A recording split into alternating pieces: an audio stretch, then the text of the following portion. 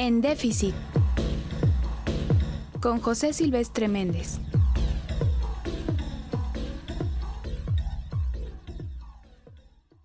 Iniciamos un nuevo año y estamos estrenando un nuevo gobierno. Un gobierno que nos ha prometido desde la campaña electoral que gobernará al país de manera diferente a como se venía haciendo durante los últimos 36 años. En efecto, el presidente Andrés Manuel López Obrador, en su discurso de toma de posesión, hizo una severa crítica a la política económica neoliberal aplicada en los últimos 6 sexenios y anunció que cambiaría esa forma de hacer política. Propone un crecimiento económico con estabilidad e igualdad social y económica. En el mismo discurso, estableció el compromisos que se convierten en principales retos del actual sexenio. En este programa se comentan algunos de ellos.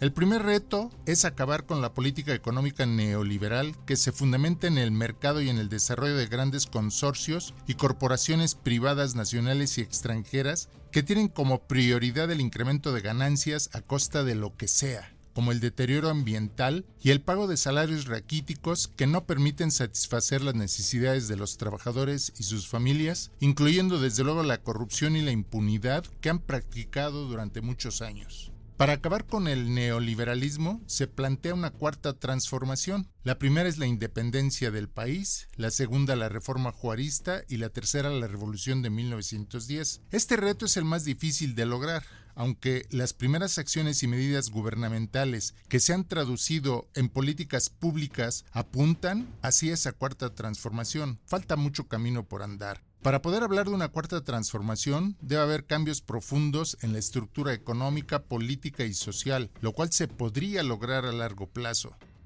Lo que se observa ahora es un cambio hacia el desarrollo económico capitalista que busca la sustentabilidad y favorecer a las clases más desposeídas del país. Otro gran reto es el de la lucha contra la desigualdad en todos los órdenes, lo cual pasa por cambiar la distribución del ingreso para mejorar las condiciones de vida de todos los mexicanos, en especial los más desfavorecidos. El fundamento para lograrlo es la creación de empleos dignos y decentes que acaben con la precariedad y sobre todo con la economía informal.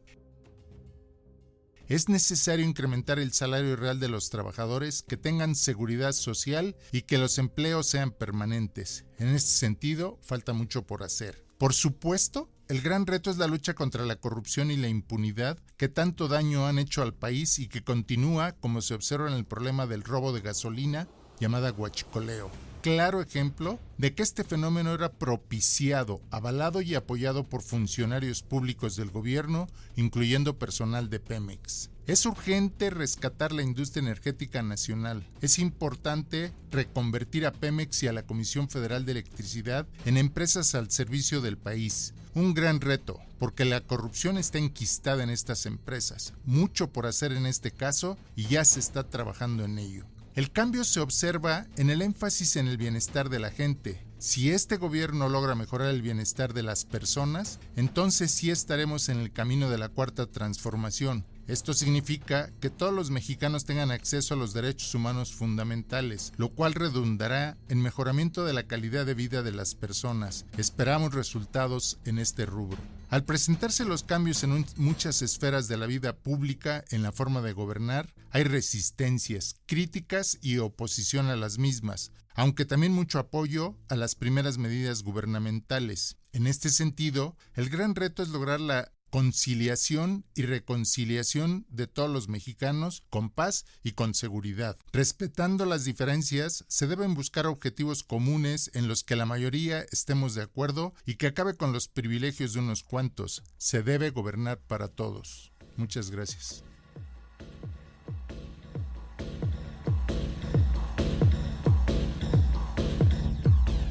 En déficit, con José Silvestre Méndez.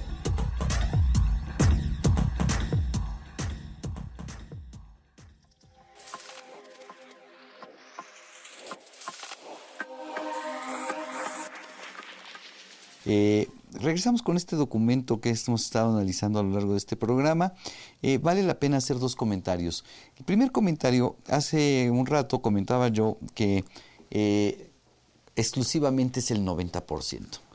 Me causa conflicto la palabra exclusivamente. Yo siempre he dicho que debió haberse utilizado la palabra mayoritariamente o principalmente, pero no la palabra exclusivamente. Pero bueno, eso es en un buen castellano. Sin embargo, para efectos fiscales hablemos exclusivamente 90%. El problema y la pregunta que surgiría aquí es, bueno, Salvador, fíjate que efectivamente yo tengo más de 18 meses tributando o con mi actividad en la zona o en la región fronteriza norte del país a la que se le aplica este estímulo. Pero tengo una sucursal exactamente 10 kilómetros, 15 kilómetros, 1 kilómetro fuera de esta zona. ¿Qué va a pasar? Bueno, pues los ingresos que obtengas en esa sucursal no deben representar más del 10% del total de tus ingresos para que tengas derecho a la aplicación de este estímulo. Y me vas a decir, bueno, Salvador, ¿y cómo voy a calcular mi impuesto sobre la renta en ese momento? Eso hace mucho más complicado el cálculo, por lo que tendrás forzosamente, y mi consejo es que busques un contador forzosamente o que tu contador esté perfectamente capacitado. Siempre es bueno y es importante y es necesario tener un contador. Y afortunadamente ya se acabó el sexenio del contador, no es importante, no necesitas un contador, cosa que nunca fue cierta. Y ahora más importante, ¿por qué? Porque tu contador lo que va a tener que hacer es determinar cuál es el monto de los ingresos que estás obteniendo en la región fronteriza y cuál es el monto de los ingresos que están fuera de la región fronteriza. Vamos a hacer un número rápido para facilitar las cosas. Supongamos que obtuviste 1 millón de pesos de ingresos el año pasado. De ese millón de pesos, 950,000 pesos los obtuviste en la región fronteriza y 50,000 fuera de la región fronteriza. Por lo tanto, sí te aplica o sí cumples con el requisito de exclusivamente en la región fronteriza.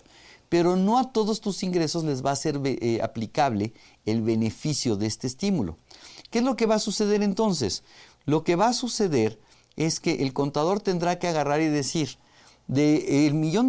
a partir del 2019, agarrar para calcular tus impuestos y determinar una proporción. Supongamos que la proporción sigue siendo la misma, 95-5. 95% de tus ingresos los obtienes en la región fronteriza, 5% fuera de la región fronteriza. Entonces, el contador va a determinar tus ingresos, tus deducciones, la base del impuesto y calcular el impuesto.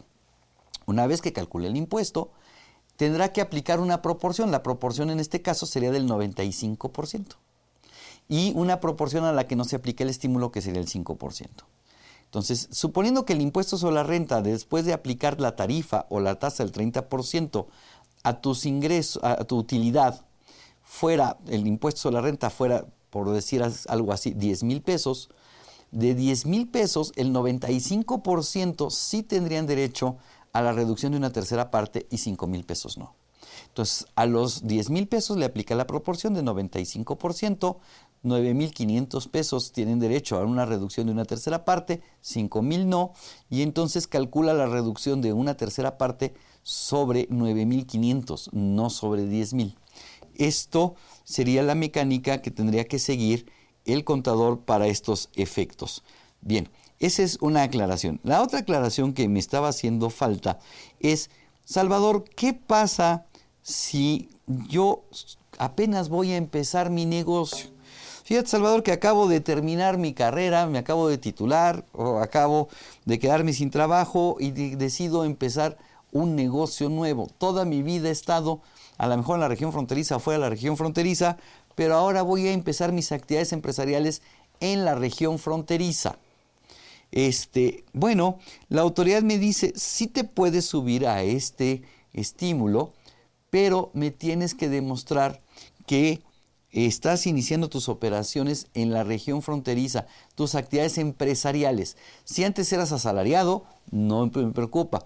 Lo que me va a preocupar es que tu actividad empresarial sea de arranque en la región fronteriza. Y para ello vas a tener que demostrar que tienes, fíjate lo que señala y permíteme leerte cómo está el documento. El documento dice que los contribuyentes que inicien actividades en la recitada región fronteriza norte podrán solicitar su inscripción en el padrón de beneficiarios del estímulo para la región fronteriza norte, a fin de que se les autorice aplicar los beneficios, siempre que, y aquí es donde está la parte importante, que es lo que quería yo leerte específicamente, no comentarlo, sino leerlo, siempre y cuando cuenten con la capacidad económica, activos e instalaciones para la realización de sus operaciones y actividades empresariales en dicha región. Fíjate qué interesante, tienes que poderle demostrar a la autoridad que cuentas con capacidad económica, que cuentas con activos y con instalaciones. Pero, ojo, los activos, dice que en estos supuestos el contribuyente deberá acreditar que para la realización de sus actividades en la región fronteriza utilizan bienes nuevos de activo fijo. Y además tendrás que demostrar declarar a la autoridad que estimas que por lo menos el 90% de tus ingresos los vas a obtener en esa región fronteriza. La autoridad, a través de la resolución miscelánea, me dice qué documentación tengo que proporcionar para demostrar que cuento con capacidad económica, para demostrar que cuento con activos y con instalaciones en esa región fronteriza. Y esto no va a ser tan fácil o no va a ser tan sencillo hacerlo. ¿Por qué? Porque voy a tener que presentar una serie de documentos. Y esos documentos quisiera yo empezar con la capacidad económica. La autoridad me va a decir, perfecto, cuentas con capacidad económica para realizar un negocio o iniciar un negocio nuevo en esa zona, perfecto. Demuéstrame cuáles son los recursos que tienes y de dónde sacaste el dinero. Demuéstrame que tienes un crédito, que tienes fondos, que esos fondos han pagado impuestos. Quiero ver tus declaraciones anuales de años anteriores que me demuestren que tienes ingresos, que tienes recursos suficientes para empezar un negocio. No quiero que empieces un negocio sin capacidad económica. Ese es un punto muy importante porque me ha tocado en la vida profesional ver gente que empieza un negocio que dice que tiene un capital y el capital no existe. O sea, vas a tener que arrancar un negocio y demostrarle a la autoridad que tienes capacidad económica para empezar ese negocio. Además que tienes activos y esos activos son nuevos y me define qué se entiende por nuevos. Y me dice que nuevos son aquellos que se utilicen por primera vez en territorio nacional y después hace una aclaración. Quisiera yo tomar esta parte de aquellos activos nuevos que se utilizan por primera vez. Puede ser activos, bienes usados. Recuerda que estás hablando de la región fronteriza norte. Quisiera yo agarrar, por ejemplo, automóviles. Automóviles, recuerda que en la región fronteriza puedes utilizar vehículos comprados nuevos o vehículos americanos que tengan ciertos años de uso, pero son vehículos que se utilizan por primera vez en México. Entonces, eso sí podrá ser demostrado que es un activo fijo nuevo, aunque no sea un vehículo 2019, aunque no sea un vehículo 2018. Y además instalaciones. Demuéstrame que tienes instalaciones. Demuéstrame que compraste una propiedad o que rentaste un local. Pero toda esta documentación la vas a tener que conservar como parte de tu contabilidad. Hace aclaración la resolución miscelánea que toda esta documentación donde tú demuestres que tienes capacidad económica, que tienes bienes nuevos de activo fijo y que además estás hablando de que tienes instalaciones para realizar esta actividad, formarán parte de tu contabilidad durante el tiempo que dure este estímulo fiscal o que estés aplicando este estímulo fiscal. Entonces, no importa que no tengas 18 meses, sí lo puedes hacer, pero tienes que acreditar que utilizas bienes nuevos de activo fijo, que tienes capacidad económica y que tienes instalaciones para ello. Este documento de la región fronteriza establece quiénes pueden tributar y hemos venido platicando de quiénes pueden tributar en este régimen y cuáles son. Tengo también un estímulo en el impuesto al valor agregado. En el impuesto al valor agregado lo que hace la autoridad en este documento es decirme que en lugar de voy a tener una reducción no de 2/3 partes, sino del 50% del impuesto al valor agregado. Aquí hay diferencia entre el impuesto a la renta y el impuesto al valor agregado. ¿Por qué? Porque en el impuesto a la renta me dice que tengo una reducción de 2/3 partes y que tengo que calcular el impuesto completo y después determinar cuánto es el monto del estímulo que me estoy aplicando. Para efectos del impuesto al valor agregado y a fin de facilitar o simplificar las cosas, la autoridad lo que me dice es, tienes una reducción del 50% en la tasa, pero esa reducción del 50% en la tasa es para efectos de hacer las cosas más prácticas. No me calcules el impuesto al 16 y después la disminución. Simple y sencillamente aplica directo una tasa reducida, que entonces estaríamos hablando de una tasa del 8%. Para efectos del impuesto a la renta he venido platicando que necesitamos tramitar una autorización. Para efectos de impuesto al valor agregado lo que tenemos que hacer es presentar un aviso. Simple y sencillamente un aviso. No tenemos que presentar un trámite de autorización, sino un aviso. Y ese aviso es importante. Hay puntos particulares que tocar respecto al aviso, pero ¿te parece? Vamos a una pausa y regresamos para ver qué efectos tiene ese aviso, cuándo lo tengo que presentar y cómo.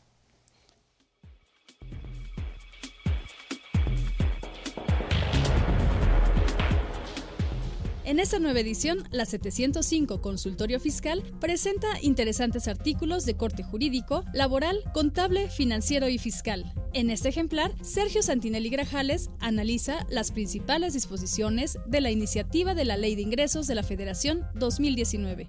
Carlos Alberto Burgoa Toledo advierte la política del gobierno entrante en la Ley de Ingresos de la Federación, legislar por sustitución. Augusto Fernández Agardi aborda algunas novedades de la iniciativa de la Ley de Ingresos de la Federación para 2019. Deyanira Arisbet Gutiérrez Hernández y José de Jesús Millarufe comentan las nuevas limitaciones a la compensación de saldos a favor del IVA y otras reformas. Estos y otros temas de gran interés se presentan en el número 705 de Consultorio Fiscal. Suscripciones a los teléfonos 5616-1355 y 5616-7755 o también a través de la tienda electrónica publishing.fca.unam.mx o en la página electrónica de la revista consultoriofiscal.unam.mx.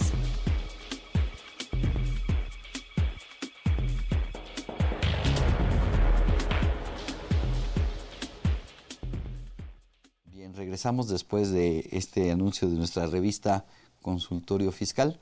Y la verdad es que es la mejor revista que existe en materia fiscal, la primera revista que existió en materia fiscal.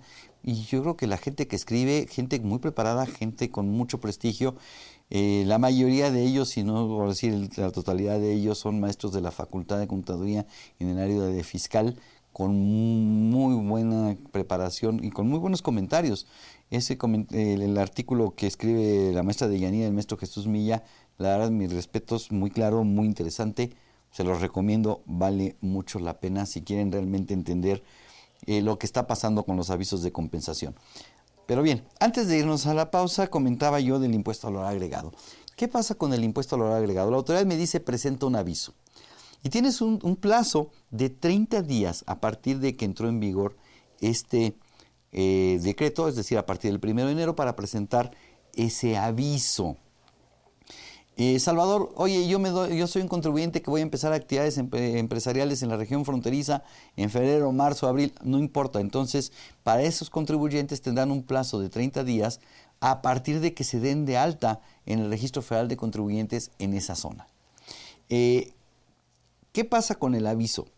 Yo creo que la gente que está radicando en esa zona, si no ha presentado el aviso, pobrecitos, porque entonces se les va a complicar la vida enormemente. ¿Por qué? Porque la tasa reducida del 8% podrá ser aplicable solamente a partir de que yo presente el aviso. Por lo tanto, si hoy no he presentado el aviso, pues ya tengo un tramo recorrido durante el mes de enero donde yo ya he venido realizando actividades, pero esas actividades las he venido realizando al 16%. Y mis proveedores probablemente me han estado facturando al 8% o algunos al 16%. Y entonces tendré un acreditamiento de tasas de 8 y 16%. Pero también para efectos de mi declaración del mes de enero, tendré actividades al 16% en los días transcurridos entre el 1 de enero y la fecha en que yo presente el aviso, y una tasa reducida del 8% a partir de los meses siguientes. La autoridad publica en esta semana en la página del SAT un comunicado diciendo ya está disponible desde principios de año o desde hace varios días las modificaciones al CFDI. Todos los PACs ya modificaron para poder emitir los comprobantes con la tasa del 8%. ¿Cuáles son los requisitos para que yo pueda realizar actos o actividades al 8%? La autoridad me dice, muy simple, primero, que sea residente en esa región fronteriza y por lo tanto aquí va a importar el código postal del comprobante, de la persona que emite el comprobante. Segundo requisito, que la mercancía o la prestación del servicio o el uso o goce temporal de bienes sea en la región fronteriza. Entonces, esta posibilidad del 8% va a estar ligado al código postal de quien emite el comprobante, que sí ya está precargado al momento de hacer tu CFDI, pero además el código postal de la persona a la que tú le estás entregando el bien. Hablemos de enajenación de bienes. Entonces, recuerda que no necesitas poner en los CFDIs el nombre y el domicilio del contribuyente al que le estás vendiendo, pero sí el RFC y el código postal como domicilio. Entonces, estos datos son los que van a estar ligados para poder grabar al 8%. Entonces, recuerda que tendrás que presentar un aviso. Aquí no es una solicitud de autorización, con que yo presente el aviso es de manera automática. El único problema es qué pasa si no cumplo con los requisitos. Yo debía haber presentado un aviso para efectos del 8%, pero si no cumplo con los requisitos, la autoridad me va a decir, ¿qué crees? Que a ti no te era aplicable el estímulo, y entonces tendrás que regresarte a presentar tus declaraciones y modificar tus impuestos con una tasa del 16%, con el problema de que tú ya estuviste vendiendo y cobrando al 8% cuando debió haber sido al 16%. Por eso es importante que presentes el aviso, pero que te cerciores de que cumples perfectamente los requisitos para tributar en este régimen, que eres realmente un contribuyente que se encuentra operando en esa región fronteriza, que tiene su domicilio fiscal en esa región fronteriza, que tiene más de 18 meses o que estás empezando actividades en la región fronteriza y que puedes demostrar que cumples con los requisitos. Bien, te agradezco que nos hayas acompañado el día de hoy. Espero que los comentarios que hemos aquí platicado te sean de utilidad y te invito para que nos sigas la semana que entra, para que van a seguir platicando sobre las reformas fiscales y este decreto, para profundizar un poquito más y platicar quiénes no son sujetos o quienes no pueden tributar, con la conducción de la maestra Susana Mireles Arriola. Muchísimas gracias y hasta la próxima.